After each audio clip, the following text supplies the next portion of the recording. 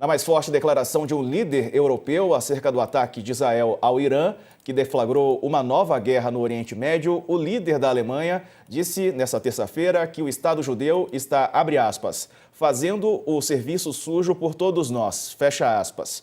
O nós, a que se referia o primeiro-ministro Friedrich Merz, era os colegas do G7 ali, né? O clube dos países ricos na esfera ocidental, que inclui Estados Unidos, Alemanha, Itália, Canadá, Reino Unido, França e Japão. Mas a União Europeia, né, como convidada. O presidente francês Emmanuel Macron já havia se pronunciado a favor da ação de Israel, mas não em tons tão hostis, né? Não foi assim tão claro. A França é um dos países mais críticos à continuidade da guerra de Netanyahu contra o Hamas em Gaza, por exemplo. Se a retaliação imediata contra o grupo terrorista palestino em 2023, depois daquele brutal atentado de 7 de outubro, recebeu apoio quase que consensual no Ocidente, a extensão e agora até a destruição, né, de quase 90% da infraestrutura ali do território, morte de tantos inocentes, né, muitos chamam de genocídio em Gaza, isso faz as coisas mudarem um pouco. Na atual rodada da guerra, o presidente Trump tem abandonado o afastamento nominal da ação de Tel Aviv para um papel mais proativo, a gente já falou sobre isso aqui. Mas, professor, quero te ouvir sobre o que disse o representante da Alemanha, professor Alexandre. Me parece um tom bem, né? Ele falou ali, falou sem filtro, né? Falou que é verdade, né? Infelizmente é isso que também interessa à comunidade europeia. Pois é.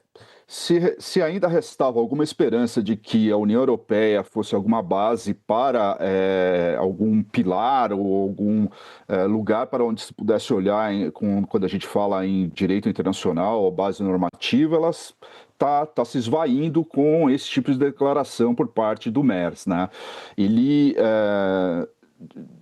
acaba mudando totalmente aí os discursos históricos e o posicionamento, inclusive histórico, depois da Segunda Guerra Mundial, por parte da Alemanha, que sempre foi uns discursos, principalmente dos líderes alemães, sempre foram discursos de contenção, discursos de mais equilíbrio, né? E agora o Merz, ele rompe com essa tradição, ele, na verdade, ele em nada ajuda com esse tipo de declaração, porque ele também acaba municiando a Rússia, a China e também o próprio Irã no que se refere à questão de argumentos de que o Ocidente está apoiando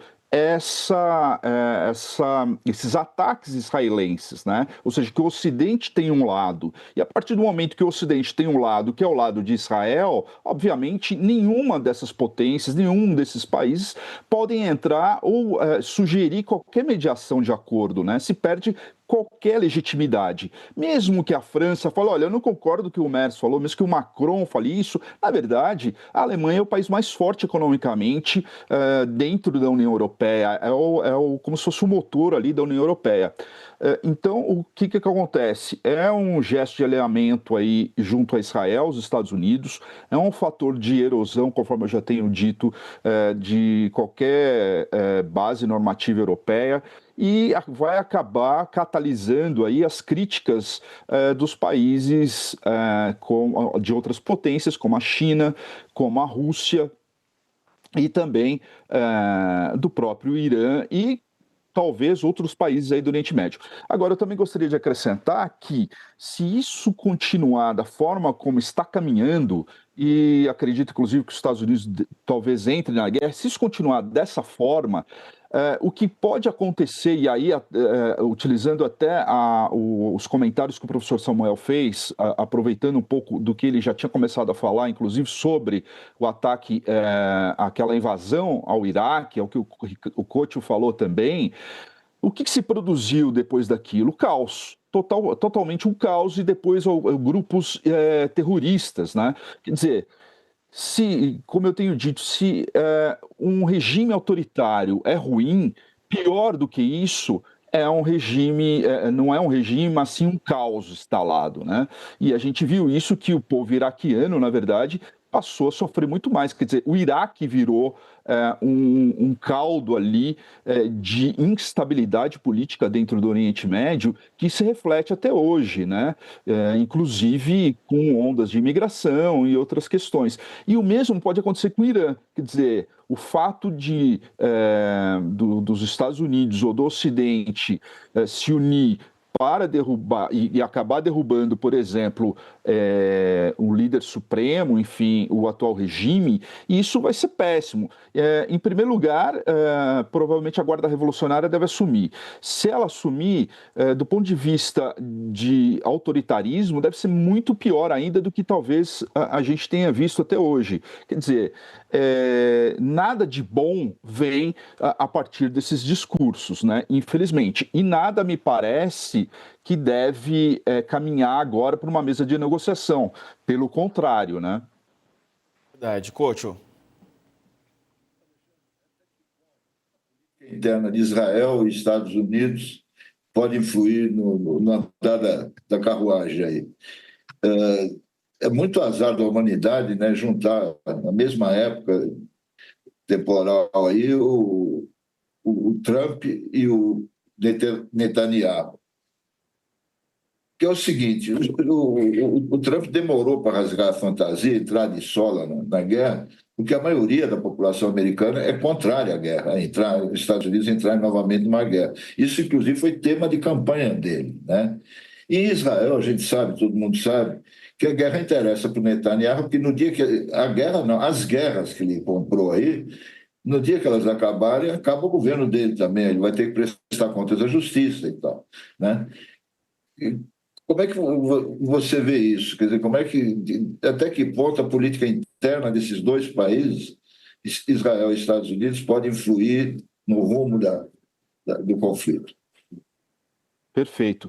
Com relação a Israel, esses ataques ao Irã têm unido o povo em Israel, o cidadão em Israel, com relação aos ataques junto ao Irã. Porque há ali no pensamento coletivo, na psicologia coletiva israelense, de que Irã quer destruir, aniquilar Israel, né? Quando você avalia, por outro lado, algumas outras fontes, por exemplo, mais do ponto de vista do Irã, alguns outros analistas dizem que não necessariamente. O que eles querem é acabar com o regime específico em Israel, mas não aniquilar o povo israelense. Por outro lado, não é isso que está no inconsciente coletivo de Israel ou da população. Então, eles apoiam, se unem ao Netanyahu nesse momento específico com relação a essa guerra, né? Com relação a esses ataques ao Irã. Diferente quando você analisa a questão de Gaza, que ali há, dentro de apoio político interno, há uma divisão. Né, porque os interesses são diferentes, você tem uma outra realidade ali, embora a destruição continue seguindo em Gaza, mas enfim, você tem uma outra realidade. Do ponto de vista dos Estados Unidos, você pontuou bem. O povo o cidadão que elegeu Trump não gosta de guerra. O objetivo é vamos acabar com a guerra e vamos fazer comércio, né? Voltas para dentro. Os Estados Unidos não tem que se meter em guerra nenhuma. É mais isolacionista. O que o Trump está respondendo aqui no caso são para aqueles republicanos mais radicais, são para aquela base mais radical que entende que deve aproveitar o momento e atacar o Irã de vez e eliminar as instalações nucleares iranianas, né? Então tem essa divisão. Não acho que a política doméstica deva influenciar, depende muito do que a gente pode dizer, do que é essa influência, porque se depender de quem elegeu Trump não entraria, não estaria entrando nessa guerra de sola, né? Como você bem colocou. Por outro lado, não é a forma que ele está agindo, então o que a gente verifica é que os republicanos mais radicais é que estão ganhando esse argumento junto ao Trump. Com relação a Israel, está mais fácil. Com relação à posição de Netanyahu, está mais fácil de entender, porque Netanyahu ele continua na guerra, ali continuando numa guerra do ponto de vista político para ele é interessante porque ele não tem que responder aos erros dele, aos problemas que ele mesmo acabou criando em termos de segurança dentro de Israel, né? É por aí, infelizmente é isso. E como você colocou, a gente está numa situação em que coincidiu de vários, como o professor Samuel colocou, vários mitômanos aí na liderança de diversos países, né? Então, é um momento, de fato, bem preocupante e crítico, né?